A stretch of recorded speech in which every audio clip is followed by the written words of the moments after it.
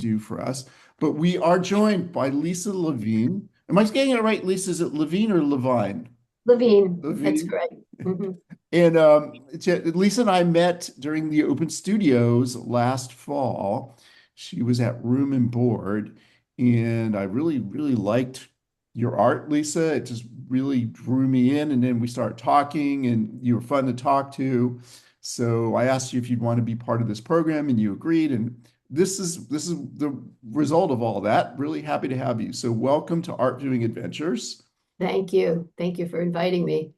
And we've got here your website, Lisa Levine, LisaLevinePhoto.com, and your Instagram handle. And we would encourage people to go to Instagram to see more examples of your work, right? Yes, yes, absolutely. And And I then, do post information mostly more often on Instagram than my website about any upcoming exhibits or, as I mentioned earlier, about to you about open studios in June. yeah, Lisa's going to be part of East Bay Open Studios June 6th and 7th and 13th and 14th. And I'm definitely looking forward to going to that. And maybe I'll meet some more artists that. Oh, you will. You definitely will. But we're going to start by talking about these public art projects you do. And Lisa, you said you really enjoy doing these public commissions. Uh, Yes. tell me about that. What is it that makes you like doing this so much? Well, the opportunity, obviously, for people to have encounters with artwork as part of their daily experience, where they don't have to make a plan to go to a museum or a gallery, and they might be on a public transit system. They may be walking in a downtown area of a city and seeing a sculptural installation or a pictorial installation. And that's, I think, what excites me most. I also really enjoy the challenge because you have stakeholders and they have interests and things that they want to express through the work. So it's a bit more of a challenge than just working in my studio on my own projects. And you'll see that there is some carryover from my personal work into my commissioned work, but it also brings in, I have to bring in the concerns of the community that the work is serving. And that's a challenge, and it's a good challenge. Yeah, yeah, and it's got to fit the location. So like this one, this isn't inside some kind of frame. This is well, tell us about this. Where is this? This is in the Benioff Children's Hospital in Oakland, and it's on the teen floor of the Children's Hospital. So they wanted something that was kind of lively, kind of funky, had a little more kind of funk feeling to it, and that expressed the kind of vibe of Oakland. And so this is what I came up with, and obviously they liked it very much and installed it. It's installed on a 3M wall covering. So it's printed on this wall covering and then installed directly on the wall. Yeah, I love it. I mean, it totally evokes Oakland and all this great. It makes you appreciate how much great architecture there is in Oakland. Absolutely, yes. And being from Brooklyn originally, when I first moved here, I loved Oakland because it kind of reminds me a lot of Brooklyn. It's kind of the Brooklyn of the Bay Area. It absolutely is. Yes, I agree. The smaller city that's definitely more interesting and funky in the shadow of the larger city. Yeah, yeah, and in a great place for artists. Yes, yeah. So let's take a look at. Tell us about this one. This is at the Lucille Packard Children's Hospital at Stanford. So this was a project that was a very long-term project because I was taken on for it when the hospital was still under construction. So it was like about a 5-year period. But they wanted, this is in the cafeteria. The artwork is printed on glass through a ceramic frit printing process. And each of the panels is 4 by 8 feet. So the whole work spans like 24 feet of wall. And they wanted something, again, this is a children's hospital. They wanted something about where does your food come from? So this was a really different approach for me, and it was really fun. I went took a lot of photos down in the Central Valley, and then composed this kind of grid structure piece. Are all these photographs yours? Yes, Wow. yeah, So you really get it's like a real diverse set of images. yes, yes. Love it. Love it. Here's another one. Tell us about this one. So this is what they wanted was the a connection from between the hospital and the campus. And so all of the imagery in this piece is taken from the campus architecture of Stanford. And they didn't want any people in there except for the embedding of historic images of the Packards, who obviously they are the major funders behind the hospital project. And so there's a lot of, and there are some other archived photographs in there as well from the Stanford archives, which I was able to dig through to find images. But mostly the people, the portrait type stuff is mostly of the Packards. Um, this runs the entire length of the cafeteria in in the hospital, and it was the prints were embedded into the wall by the architectural and development team.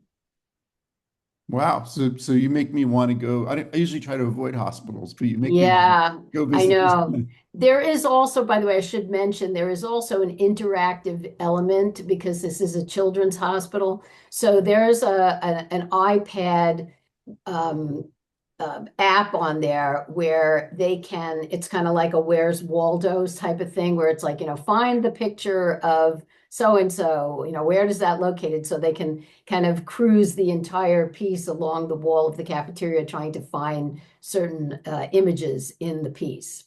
Oh, I love that. I love when I see a photograph, I often try to think about where was this taken from, especially if it's something in a place I know, like taken in the Bay Area. So that would Yeah. be exciting. So these photographs that we're looking at, they look like they're kind of composite images. Yeah, it's all, and that's the one thing that, almost all of my work um, has this kind of collage element. So sometimes it's they're actually physically collaged where I've cut out things and collaged them, and sometimes that's done digitally. And Sarah in chat says she loves the colors. Ah, thank you, Sarah. And of course, it evokes the architecture of Stanford and the kind of mission revival. Yeah, yeah, it was a very really fun campus to photograph. Well, let's look. Here's another view of Yeah, that. that's just a detail shot there. And you can see in the background, by the way, the other piece where that resides on the wall off to the left. Oh yeah, okay. So they're together. Yes, yeah, So then this is in the Kaiser Hospital. Okay, that's yeah. interesting. And I should mention that there is a major effort within the healthcare community to provide artwork, not just, used to go in and there'd be like posters, take your vitamins or whatever kind of posters. And there is a real effort to provide artwork in healthcare environment. And there have been studies that have shown that artwork actually has a positive effect on not just the patients, but staff and families and loved ones of people who are hospitalized. So they do take it a lot more seriously, commissioning works for hospital environments than in the past. Yeah, I've really noticed that because I am a Kaiser member, and I've Ah, noticed that very even like Vacaville has a lot of really nice art evoking the Central Valley, and then like the new Berkeley office for Kaiser. yes. Yeah, Uh, absolutely. It's definitely a movement that's taken off. and then this work, I'm just like if folks out in the audience want to comment on this, it's again, we're looking at architecture again, and maybe you're going to recognize some of these buildings. I think I see one I know. Yeah, probably do.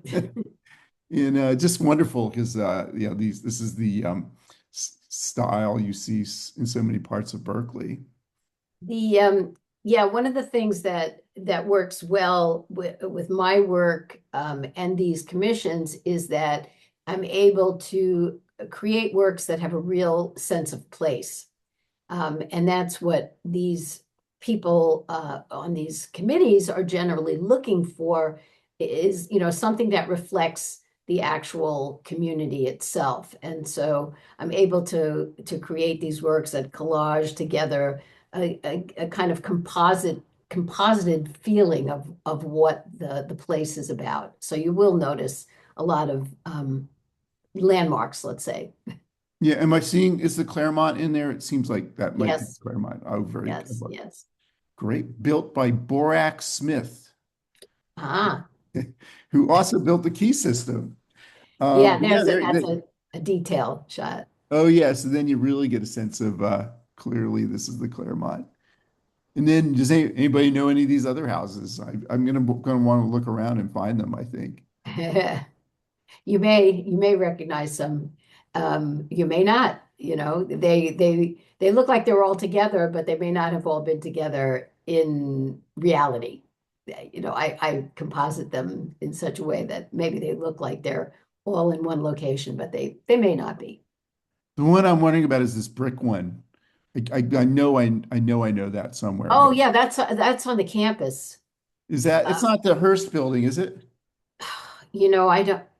I don't know the name. I can't say I know No. the name of the building, I'll but go it's find it. on the campus. And this is And it another one, same kind of an idea, very much, Berkeley imagery. and great that you have a bike lane sign in there Yep. as a bike nut myself. Ah, okay. Another view of it, and there's the Campanile. And oh, this I know this is like one of the I think it may be a dorm building, yeah, I think. I know that one. Huh, wonderful. One of the things that people also who are on these committees making decisions about commissioning works, one of the things that I think they also respond to in these works is that there's a lot of discovery potential. So in other words, you can see the work 10 times. And then one time you're looking at it and say, oh, I didn't realize, oh, there's a person playing is a shadowy figure playing basketball over there on the right-hand side. Or, so the work kind of remains fresh in the sense that it's complex enough that there are things to discover over time. And I think that's one of the things that one of the feedbacks that I've gotten on the works that I've created. Yeah, I could spend a lot of time looking at these images, which is kind of nice if you're in a hospital or something where you maybe Exactly. maybe there's some stress and you go and you're like these things will kind of engage you and maybe take your mind off of whatever else you're there for. Exactly. Exactly. And this is another one. This is yeah, I think for a pediatric office, I believe in Kaiser. Sometimes I don't actually even get to see where the works go, so I haven't actually seen this one in its location, but that's the commissioning agent. This told me it was in pediatrics. How often do you get a commission? Oh, I mean, I spend a lot of time looking at calls for commissions, and you kind of have to find ones that you think are appropriate for what you do. So, there's times like right now, I have two fairly large commissions that I'm working on, and there's other times that I don't have any at all. So yeah, it's like anything. You just got to keep looking for the opportunities, and you don't get everyone that you apply for either. There's a lot of rejection.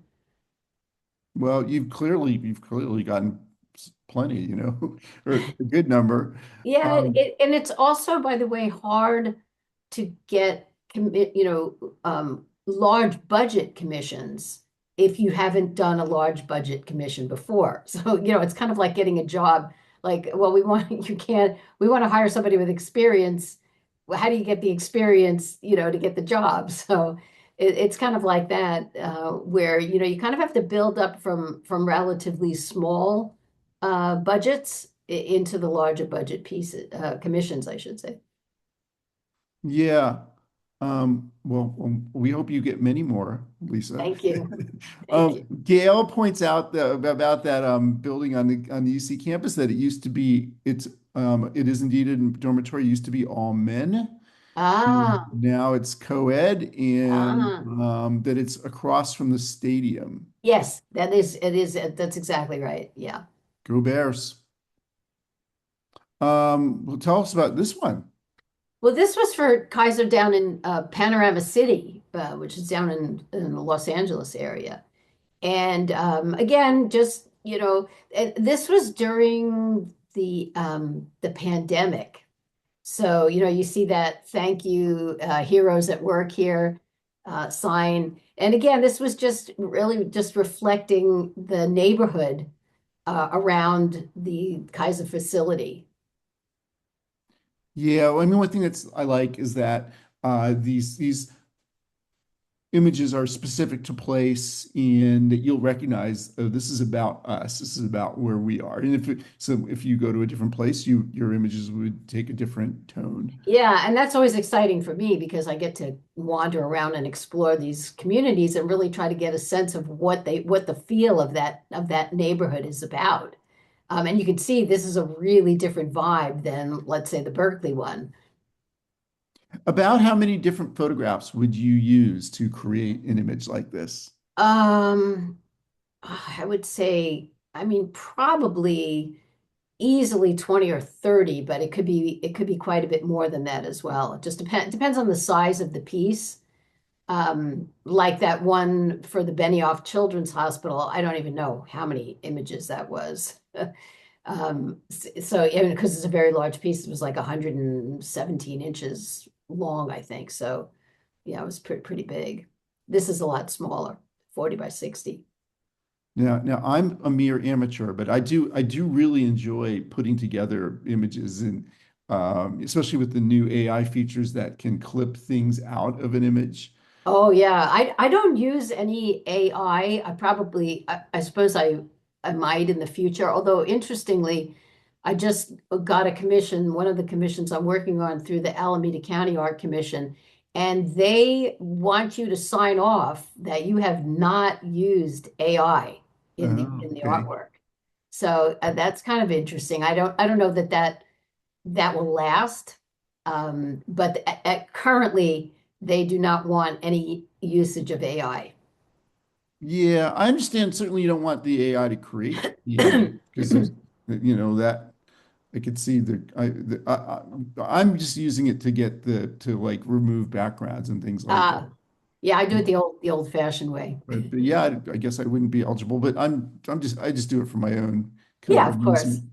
This photograph, by the way, was taken by a friend of my daughter who was in labor and delivery at the Cathedral Hill Hospital maternity ward, and she took a walk out and saw this piece. So That's they that's said great. And I love it. Is that the Zampa Bridge? that is the Old Bay Bridge. The Old Bay Bridge. Yes. And that was also a commission that my former collaborative partner and I did for the Metropolitan Transportation Commission. It's actually in their building down under the Bay Bridge. Um, it hangs the original piece, which is actually bigger than this, hangs in the Metropolitan Transportation building. So yeah, we got to go up on the Bay Bridge, and as they were tearing it down, as they were building, and as they were tearing down the old bridge. I love it. I really like kind of built environments in like I like factories. I love Me the too. photographs of the Beckers and things like Oh that. yeah, yeah, It makes me yep. think of all that. Yep. Um, all right, let's look at some municipalities. So these are cool. This is like something that's in the built environment that usually is just kind of not attractive, and you've Yeah. decorated these. Where are they? Yeah, these are in downtown Castro Valley, right along Castro Valley Boulevard. And there are six, I believe I did six of these. And this was through a commission through the Alameda County Art Commission. And they printed on 3M vehicle wrap. They do the printing and the installing. I just created the artwork for and for the utility boxes. And again, all the imagery comes from Castro Valley. Yeah, and people there would recognize these places. Yeah, absolutely. Yeah, I think I put a couple of detail shots, excuse me, of these. I believe I put a few in so you can see what they look like. We need more of this, Lisa. I think this could be more commissions for you, but I'd love to see all the, ugly utility boxes that we all go by every day. And That is a big that's a big opportunity, and there are a lot of cities, and I come across them all the time. There's a lot of cities all over the country that do these calls for artists to decorate these boxes, and sometimes they're actually painting directly onto the boxes. The nice thing about this material is that in a few years' time they could change it up again. Now, I guess you can do that with paint as well, but then you have to paint it and then, repaint it. And this they can deinstall the covering and then create an entirely different design. so I think a call to action for the Art Viewing Adventures audience is go find yourself a Lisa Levine artwork somewhere out there in the world. Ah, You have a lot of choices. and let me know when you find it, because sometimes, like that one in the hospital, sometimes I don't even know where the work resides. If it's done by, if it's purchased by an art consultant who's working with, a healthcare facility or whatever, and the consultant purchases it through me. Sometimes I don't even know where it goes. So yeah, that'd be great. Let me know. I will. I can't, I'm sure I'm going to do this, you know. Gail says there are a couple of paintings on transformer boxes in San Rafael. One is a guide dog puppy raiser and their pup, because guide dogs for the blind are in San Rafael. Ron Horry asks, are there any in Santa Clara County? I'm going to guess that there would be, but I can't say for sure. I don't know firsthand, but as I said, I do know that many, many cities do offer these opportunities for artists to decorate these boxes. I mean, I've seen them out in Walnut Creek and lots of different areas. It could make a wonderful website, just a website with all the utility boxes that have been artistically beautified. Yeah, Uh, where else I just remembered, Temescal neighborhood in Oakland has a lot of decorated utility boxes. all right, maybe we'll have to do a whole art viewing adventures program about that. I think we Yeah, did actually. I great think, idea. and then here is another, not more architecture. Yeah, this is Um, one of the boxes. This is a detail of the work that's on one of the boxes. so these are places in Castro Valley. Yes. Yeah, this Wow. just sort of, what the neighborhoods kind of look like. Oh, were you very excited when you found that bush or whatever that shrubbery that was Oh, yes. The one up on the right-hand side, absolutely. Yeah. all Reminds right, me of something from Dr. Seuss book or do you just walk around by yourself with your camera and look for stuff? yeah, yeah. I mean, one of your questions was something asked about, how I got or what I was inspired by. I love the street photographers of like the 1960s, the Gary Winogrand and Elliot Erwitt and Joel Meyerowitz and all the people who did street photography. And so when I'm doing these projects, I'm kind of doing street photography. And then, of course, I take it into the digital darkroom, as I call it, and I transform it. But, even you see the figures that are walking, and that's all the kind of stuff that you would really be interested in looking at as a street photographer. Yeah, yeah, you really like it just feels very alive. I love the dog. Yeah, The dog's like no one else is looking at us except the dog. exactly. He's got an eye on us, watching out, as a watchdog. You do a whole thing on dogs in art, actually. The Well, Manet Morisot exhibition has a wonderful painting with the dog in it. Well, the one of my favorite Elliot Erwitt books is a book of about dogs that he photographed in the streets, I think mostly in New York. So a dog street photographer. Well, yes, kind of. And this is another one of these close-ups. Yes. And this is some of the landmarks of Castro Valley. And I love the bicyclists. That's nice. Okay, so this is one of your swim series, and I think we're going to see more of this a little later Yes, on. yes. Yeah, this is in the well, at the time there was the brand new San Francisco Public Utility Commission building. I think it's on off of Golden Gate. It Yeah. has some great exterior, I don't know what you Yes. call it, like sculpture. Yes, on the side of the building. Yeah, it's fabulous. Yeah, and we'll look at this in more detail a little later on, but I do love the swim series. It might have been the first thing of yours that I saw, actually. Could be, could be.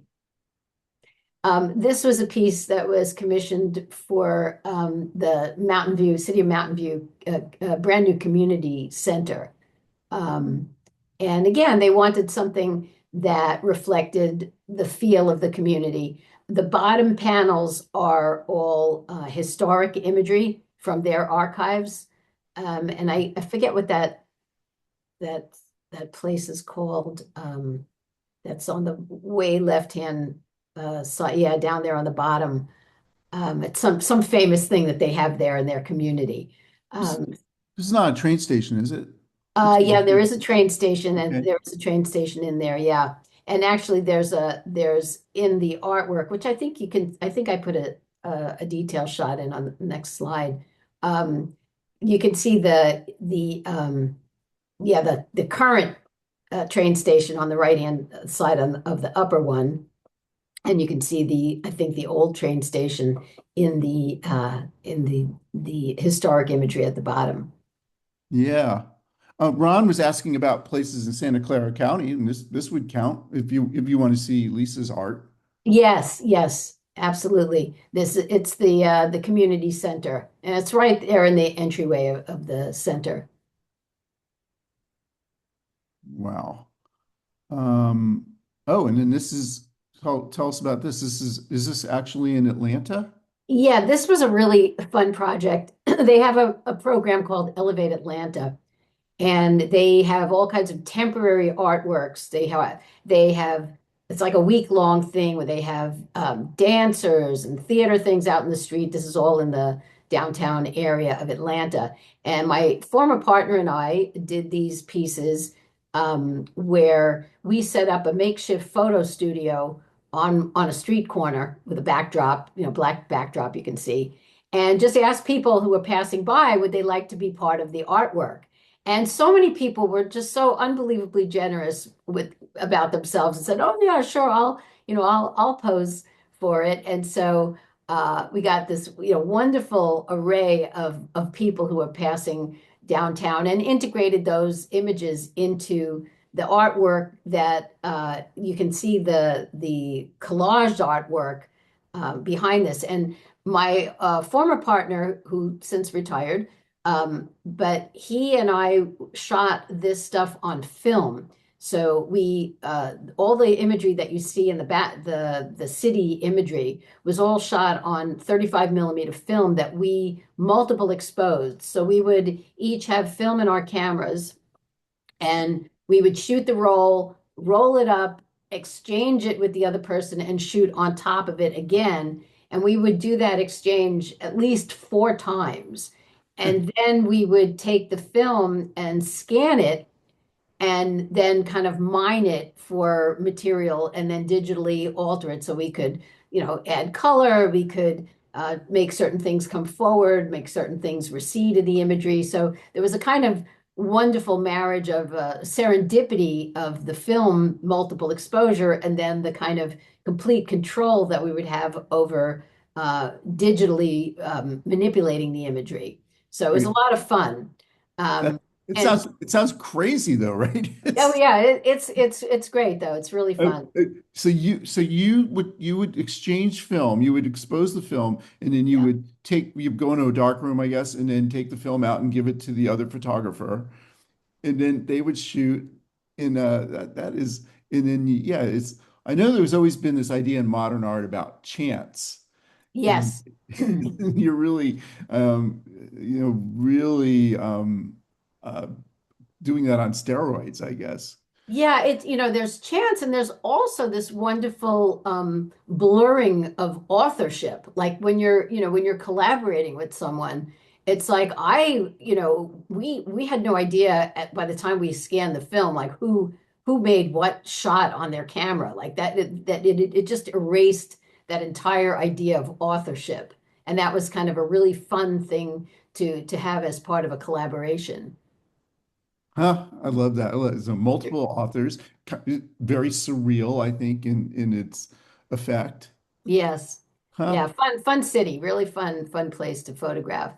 And the portrait aspect of it was very exciting to me because I actually taught portraiture classes and I love portraiture. And you'll see that in some of that if we ever get to the Enough series. I know we have to get to that. Yeah.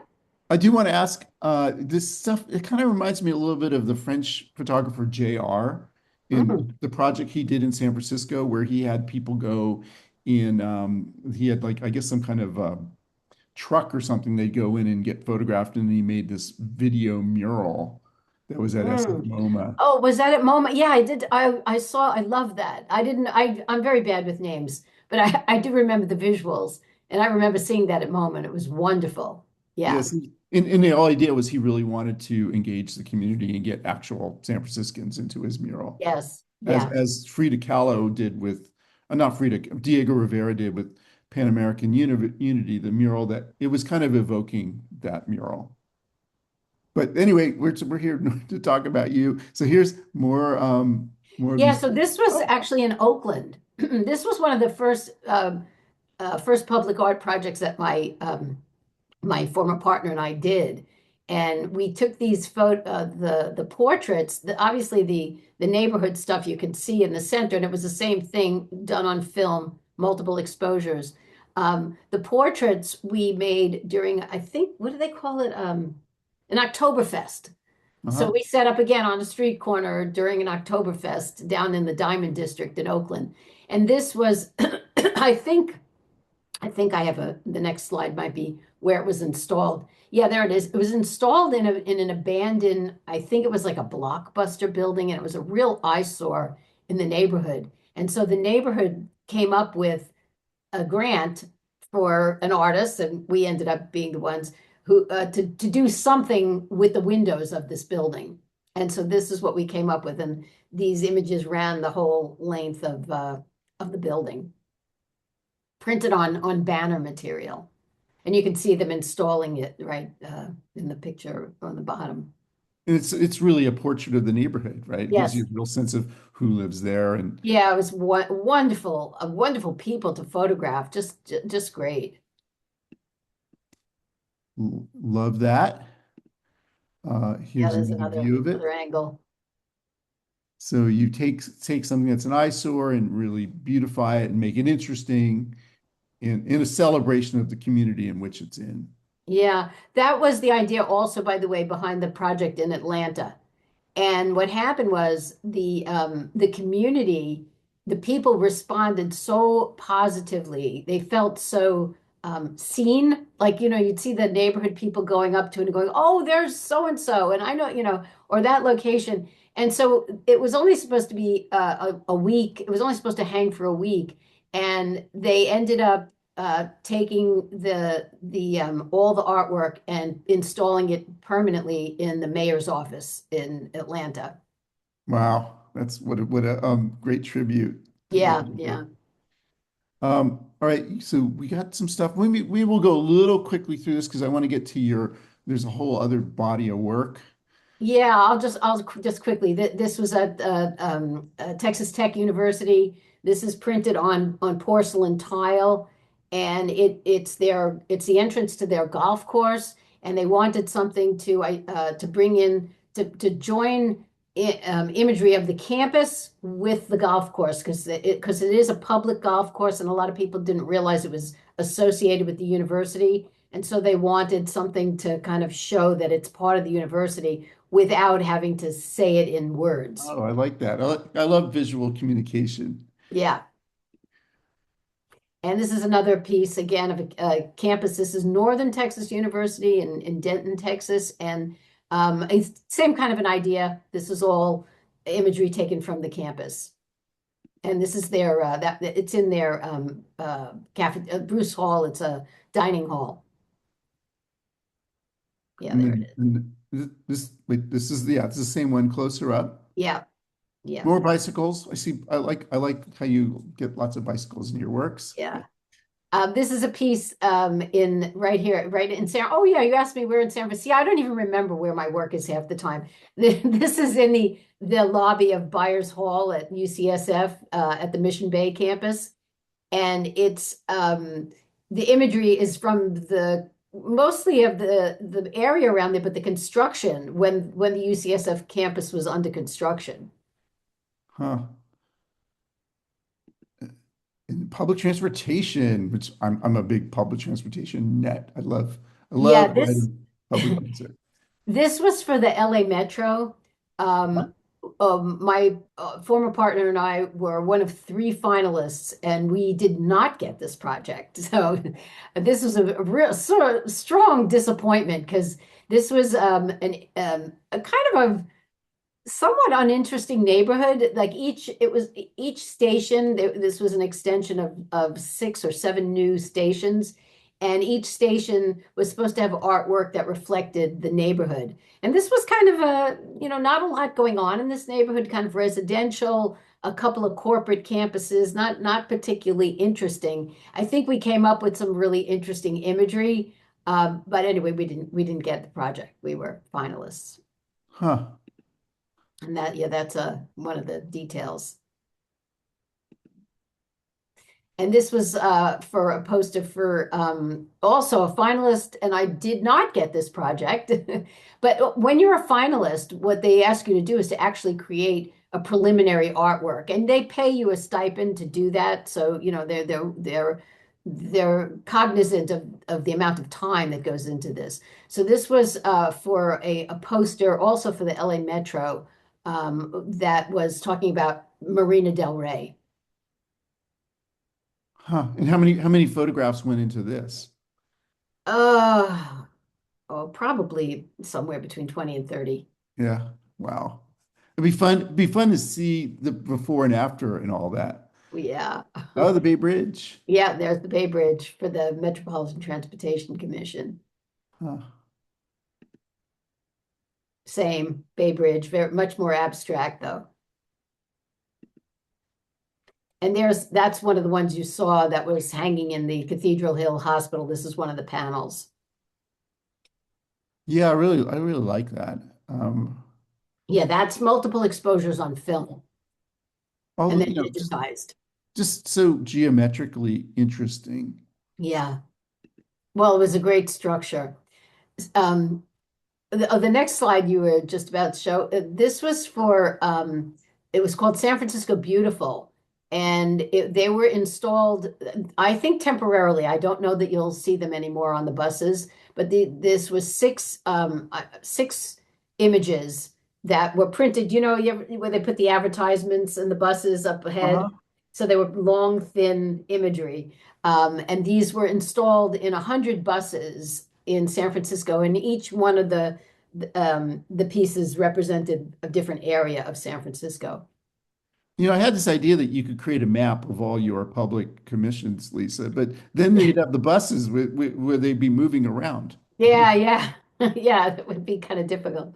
It's And funny. this was the mission. Yeah.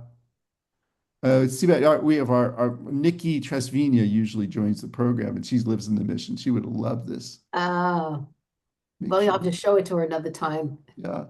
Private commissions. So this is like corporate stuff. Yeah, so this is not even built yet, but this is a mock-up of a piece that I'm doing for it's called the Black Box building that's going to be down in the South Bay. So this piece is going to be 50 by 50 feet by 50 feet. And what it is it's kind of a section, that blue-green section is a part of the map of the Silicon Valley. And then if you look carefully, all the abstract stuff in there is all stuff that's like um, computer It's a chips. motherboard, right? It looks Yes, like a yes, motherboard. motherboards. Yeah, you can see how literate I am about all this stuff, but but yes, that's what it is. Very cool. I like how you have this on this side and then you have all the interesting lighting on the other side, kind of. Uh, Well, that the what they wanted, this is a black box building, so there's like it's where they house all the computer stuff. And so there's no windows. So it yeah. was really just a huge, 50 by 50 foot blank wall. And so the right side of the building is where the offices are. And so they wanted some kind of a art on that building to like break it up. So that's what I came up with. I like it. I think it's going to be really cool. Yeah, I like that. It's not built yet. Oh, you asked me where you can see work in San Francisco. This is the building front. If you go, that's at night, but if you go to the next slide, you'll see this is them installing the glass. This is printed glass, and it's the front of the building at 923 Folsom Street. And if you go to the next slide, you'll see it from the inside. Oh, wow. It works. See, it's like both sides, you get the experience. Yes, exactly. There's a little bit less glare, obviously, when you look at it from the inside. And then again, that's reflecting the community around where the building is. It seems to me, Lisa, that the glare that we often experience looking at things, with a lot of your works, the glare just kind of works, it becomes part of the experience. Do you agree with that? Well, it depends. I try to be when I have control, I try to be cognizant of the surface of the images because sometimes, if something is close to a window with a lot of light, there's going to be so much glare, it's going to be disturbing. Yeah. So, I try to make sure that something is printed on a less reflective surface or it doesn't have glass over it. It is something that I do take into consideration. But where you have glass, in the front of a building, you don't have a lot of options. Yeah. But it kind of still works, I think. This was a piece done for a synagogue in North Carolina, Huh? and it was really great working with the people who did the fabrication because they were able to take the blueprints of the building and actually cut the prints to mirror the architecture, the shape of the architecture of that entryway. Oh, yeah, with the arch. Yeah, yeah, Yeah. that was great. And again, all the imagery came from the campus of the synagogue, the community itself. Um, my former partner and I went and photographed um, during ceremonies and whatever. So we drew all of the material from the place itself. Huh. And There's yeah, beautiful. Love the doves. That's really yeah, nice. yeah. Oh, this is all. Actually, I'm not even sure. I wonder if it's still there. This was because I don't know if that. company is still there. But this was in right on, I think it might have been like One Market Street. Oh, Dodge and Cox was the company, and this was in their office, and this ran the entire length of a wall, and all the imagery again drawn from that neighborhood, like North Beach, basically, and downtown. yeah. Great, great. You take these iconic images and you put them all together. But you can also see the kind of street sensibility, like off on the image to the left, where you see the woman walking across the street.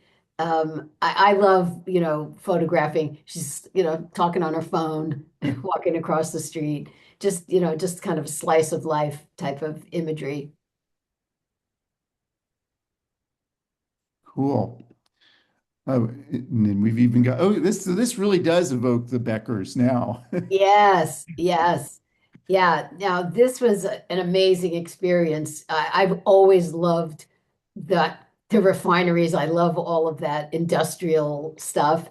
And it took a lot. It took about 6 months to be able to get somebody to allow us to get into the into the refinery.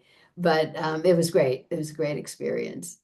And you had to get the safety training, right? Oh yeah. Oh yeah. If you hear like three whistles or something, it means Yes. shelter in place. Yes.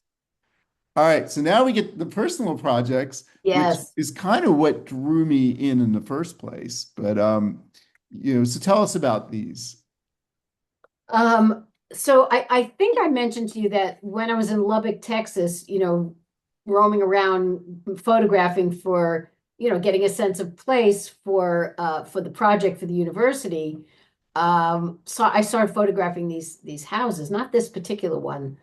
This is a kind of a funny story, but um, and this was one of the first ones in that project that I photographed a lot of these very humble homes in Lubbock, Texas, and loved how the people just like had, big Texas stars on their house, or these um like religious um, shrines and all kinds of stuff like that.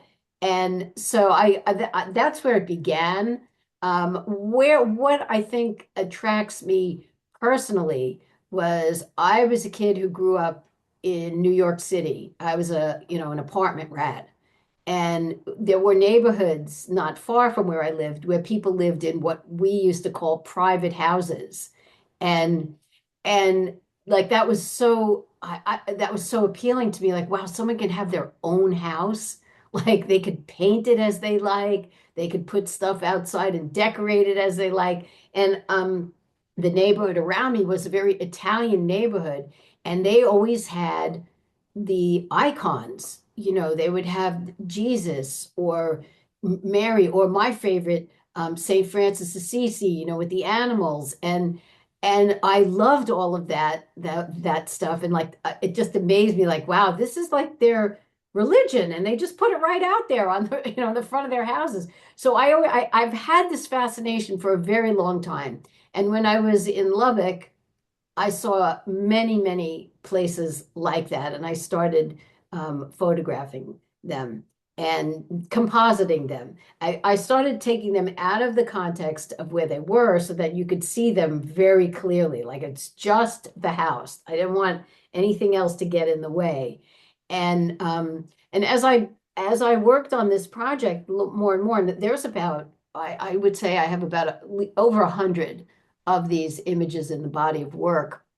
And then I started doing them at Christmas time, the way people would decorate their homes at Christmas. Um, I have probably about, I don't know, 2 dozen, 3 dozen of those. So it's a pretty large body of work. But as I was working on this project, I started realizing like what I was doing was I was like curating. I would All of the things that you see here were at some home. They just might not be at the home that you're seeing them at. So I started like, really curating where they're located, what colors I make things, and and I realized that what I was doing with these houses was exactly mirroring what people do in social media, that they curate themselves, they curate their lives, they curate their appearance through filtration and all kinds of things. And so what I started to do more consciously with these was to make them um, more suspect, so that when you look at them, you think, wait a minute, is that real? And I want you to think that, and so I would put things in there to make them even more suspect, like maybe making the colors crazy or whatever. And so that I began to really blur the lines between fiction and reality. And I believe for me, that's very satisfying because it addresses what I think is one of the problems of the online world that we live in. And I think that it addresses it in an interesting way. So the problem it being like that we're kind of self-obsessed and narcissistic, maybe, or what? Well, that for sure, but the problem being that the boundaries between fact and fiction are very blurred, and we don't know how to identify where one begins and the other ends. And so that's what I'm playing with here. I just love the kind of how these houses have this individualistic, like they're part, like you've taken them out of their context. They're probably in neighborhoods, and you Yes, isolate them, and then they have these personalities almost. yes, absolutely. And that was, definitely part of the initial motivation for the for the project. I think we had some comments in chat. First of all, Sarah said, we'll go back to it. I originally thought that you put the polka dots on the house. Ah, did I? We Maybe. we don't know, right? It's fact or fiction. Exactly, And exactly. Gail is asking, were these houses out in the middle of nowhere, or did you crop out the houses next door? I think Yeah, they're extracted from their environments.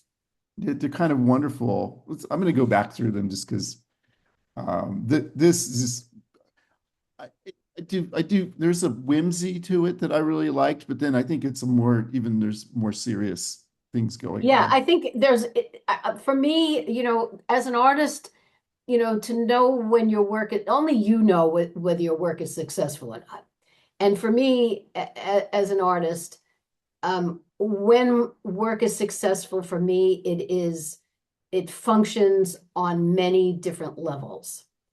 Once you release your work into the world, it belongs to the world. I always told my students, it's like having a kid. You may think your kid is fabulous, okay? Then your kid goes off into the world, and there's going to be people who love your kid. There's going to be people who can't stand your kid, and that you have no control over that. I have no control over, but I have to know for myself, whether I've done what it is that I need to do with my work. And so if it functions on many levels for me, I feel it's very successful. And this has so many levels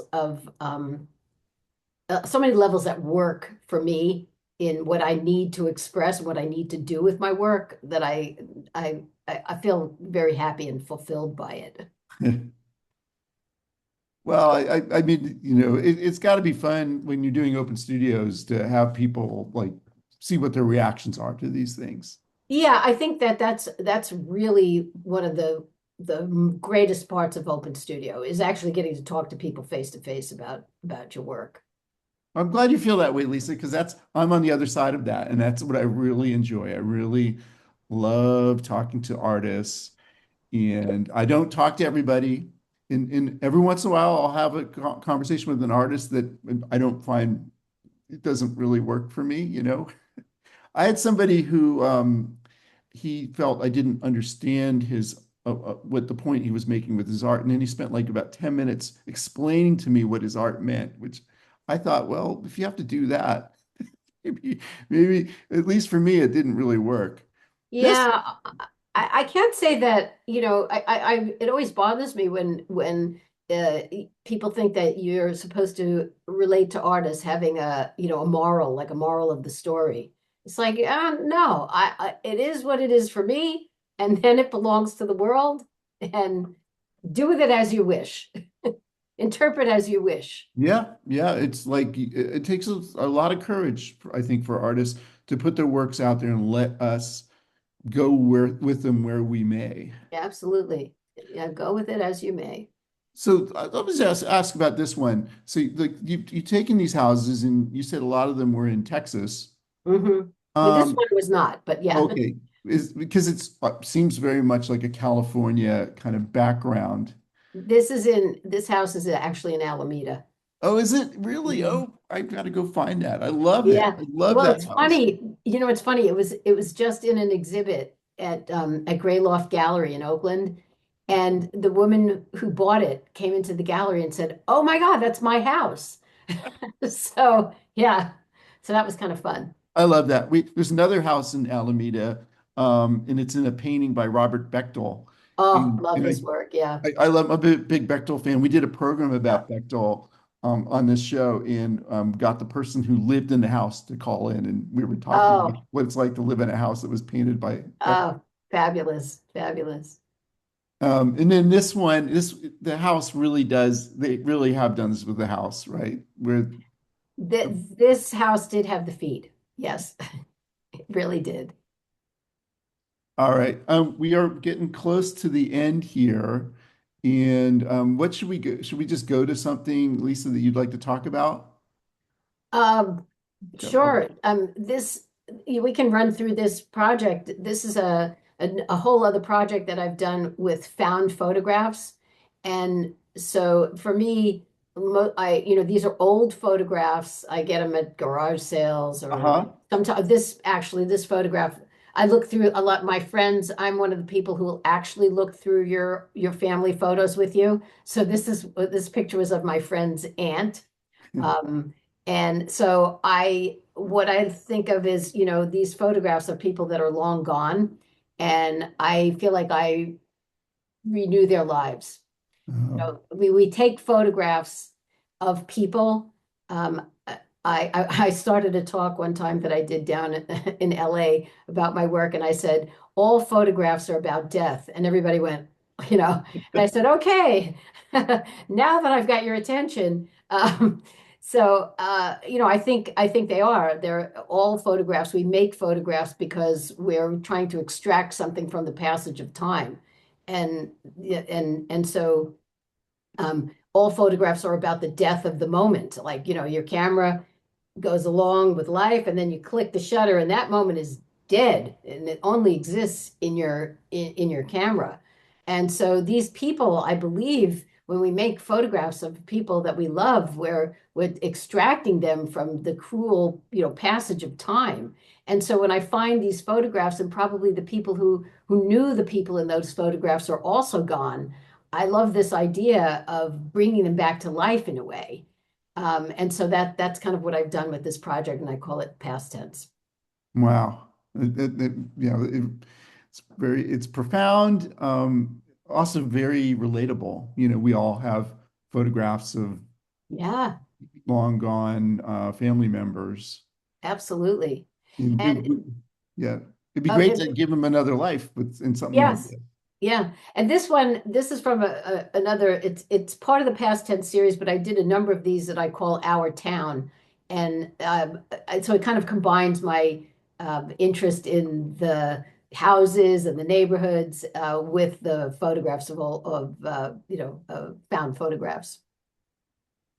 And then, of course, you and I discussed this, touched on this earlier, but I love, the industrial landscape. I love the port. Um, I love construction sites. Those kind of things always appeal to me. That's the old Bay Bridge again. Those are just some vents on the side of a building that I thought were kind of cool. So Yeah. And then this is a great one for me because, for us, we just look at it and we're like, I think I know where that is. I think that's near the Bay Bridge, and I think it's near where I bike when I yeah, bike to the Bay Bridge. the port, Just just right by the port. yeah. Yeah. That's brand new. I'm I haven't even finalized this piece yet, but that's my newest work. And you know what? I think we'll end with that one just because we're at 2 o'clock. Lisa, I feel like you and I have a lot of shared interests, and I'm fascinated by your body of work Oh, thank you. and so Thank you. much fun When to we talk. do, yeah, yeah, definitely have shared interests. And for our group, just maybe I'll try to call attention to this as we get closer, but you can go to Lisa's studio in June, on June 6th and 7th and 13th and 14th. She'll be part of the East Bay Open Studios. Yes, follow my Instagram and there'll be stuff posted about it as we get closer to the date. And it'll be in your studios in Jingletown, right? Yes. Yeah. So that sounds really fun. Lisa, thank you so much for being our guest today. Thank Um, you. Thank you It for was inviting me. fun. Thanks, Lisa. Thank Yeah, you. and I did want to go back. We got a nice comment from Gail. The house photos are super thought-provoking. She said, you strip all the background noise, which lets us experience slash think about the house. Love it. Yeah, thank you. And I think you just do that generally with a lot of your work. So thanks for being our guest today, Lisa. Thank Um, you. we will be back in a couple weeks with another art viewing adventure. And we have other programs coming up from the Community Living Campaign. Also, I think Jennifer in chat posted the calendar for other activities and also ways to donate to the Community Living Campaign if you are in a position to do that. So thanks everyone for tuning in. And we'll be back with you with more art viewing adventures in a couple weeks. And Rodney, thank you so much. What a wonderful program you've created. Oh, I love talking to artists like you who are great at talking about their art. So thank you, Lisa. Thank you. All right. See everybody soon. Bye, Bye. Rodney. See you tonight at Richie's program. Yeah, Richie's program, Paco. Thank you, Yeah. Lisa. Loved your work. Thank Thank you you. so Thank much. you. Thank you.